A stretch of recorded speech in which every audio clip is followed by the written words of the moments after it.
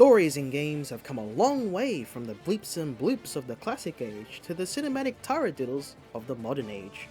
Thanks to the minds of so many developers out there comes whole worlds for us to discover, problems to solve, and battles to be won. Damn, it feels good to be a gamer.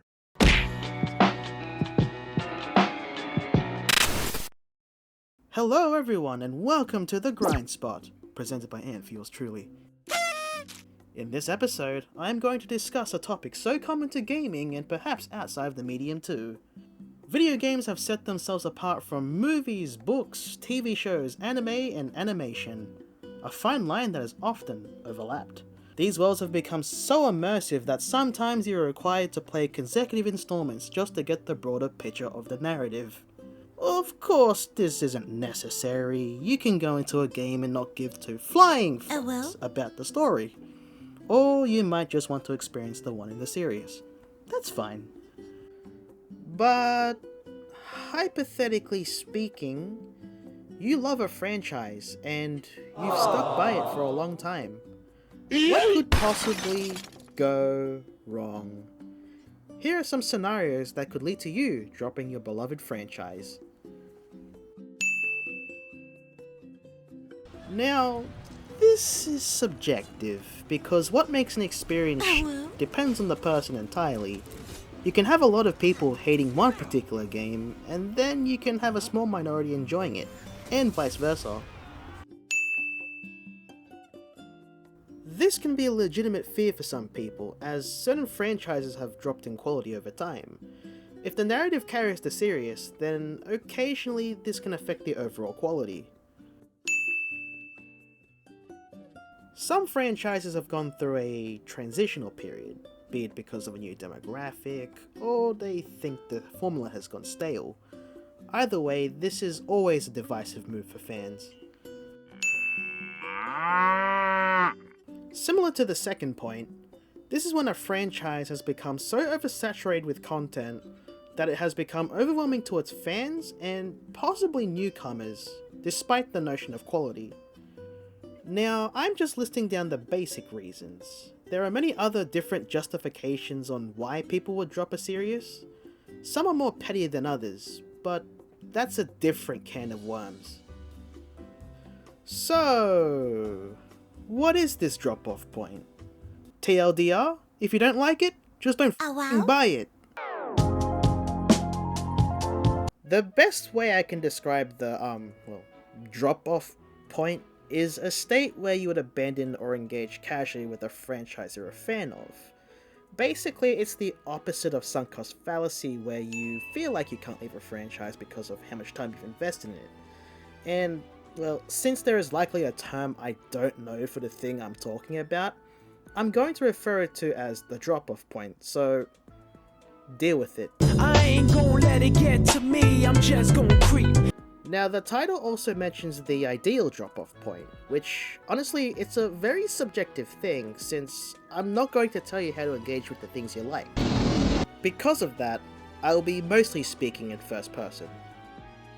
What I personally think a drop-off point is, it's a state of mind that occurs after the conclusion of a story arc. So, this can't exactly apply to franchises that build themselves off a standalone structure. So, for example, Final Fantasy, Mario, and Pokemon.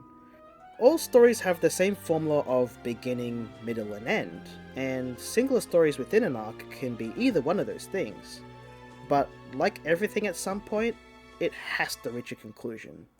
When there is a continuation from that conclusion, not counting the epilogue, usually a new story arc takes place. Sometimes it's not exactly the same quality as what it used to be it because of different writers or direction. So by then, it's not really worth sticking around, especially when it doesn't cater to personal standards. And who knows, if that franchise ever starts picking back up again, it doesn't hurt to re-engage with it casually. The best case scenario is reigniting that old passion. As you all may or may not know, I'm a massive fan of the Kingdom Hearts series. I've loved it ever since I was a wee lad, and little did I know, it would send me into the weebhood of JRPGs and anime later on. I didn't really care about the story too much until I was a teenager, all because someone in Year 7 said, "Do you know who the 14th member of the organization is?" So I responded, "No, not really." And then they had the audacity to say, "Well, you're not a true fan." I was pretty livid after that. Well, me being myself back then, I was petty and insecure enough to take the bait, because the concept of gatekeeping didn't exactly apply in 2010. Now, this is about to sound really stupid, but it was because of that I made the best goddamn decision ever, as I engaged with Kingdom Hearts even further and played every single installment up till now. At first it might have been a display of spite, but it became a genuine interest in the end because I engaged with fan theories and even came up with my own thesis. So, despite all this dilly-dallying going on, where exactly is this all heading? Remember Kingdom Hearts 3? The most divisive game in the series thus far? You know how it's a common opinion for people to say, "Ooh, it should have ended at Kingdom Hearts 3, because it was misinterpreted by some illiterate jackasses as the last game in the franchise? Well, guess what? Papa Tetsuya Nomura nor no one in Square Enix said this at all. Prove me wrong with links in the comments. What was truly said is that Kingdom Hearts 3 was the last game in the Dark Seeker saga, which meant there was more to come. KH3 was so divisive that some fans have really had enough of the puzzling plot and decided to drop the whole franchise there, as the game answered many questions the arc had consistently laid out, or bring about new ones for the franchise onwards. Though, to me, it concluded everything you need to know about what happened between Birth by Sleep and 3. This is pretty much the ideal drop-off point I am talking about. Points in the story that feel like a conclusion. Personally, I decided to stay with Kingdom Hearts, and I'll catch up with the current state of the lore later, due to the burnout from the recent binge I had. But for those who said the series should have ended there, what is stopping you from ending the story there for yourself? No, seriously, what is f***ing stopping you? Because it's up to the developers to say when the series should end, and the reality is, as long as it's making them big bucks, it probably won't ever stop. Reality of capitalism. If you don't like it, just don't f***ing buy it! Now for a completely different and more personal example. Assassin's Creed. It's a great series. Yet, it basically brought about two different instances of what I'm talking about. AC blends the stories of the conflicts between the modern age and the plights of history all together. I love to say this, it was a better history teacher. And once upon a time, this all centered around young Desmond Miles. Hey, what's the matter you, Altair? That's racist. You're racist. Really? This is what you guys are doing? Desmond was a character that you got to know in the background of his amazing ancestors, and they built him up to have a grand impact in the series and become the great assassin he was destined to be. That was until Assassin's Creed 3, where, spoiler alert, at the end of the game, he touched an orb and got fried like a moth to a flame. This was to prevent the 2012 catastrophe.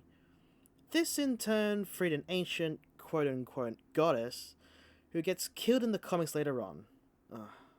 Thanks, Ubisoft.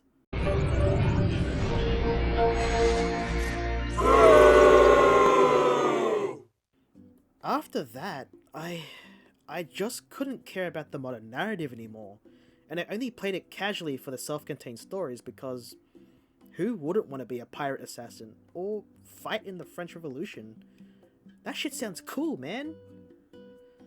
The second instance is the genre shift the franchise has undergone. People like myself played these games for the stealth action adventure experience and not the open world action RPG akin to The Witcher 3. Some fans, well, they say otherwise, but as much as I really love RPGs, if I wanted to play one like The Witcher 3, then I'd just play The Witcher 3 and its predecessors. Easy. The drop-off point also applies to media outside of gaming. For example, your favourite movie trilogy could have had one installment too many, or maybe you couldn't handle Dragon Ball Super after Z.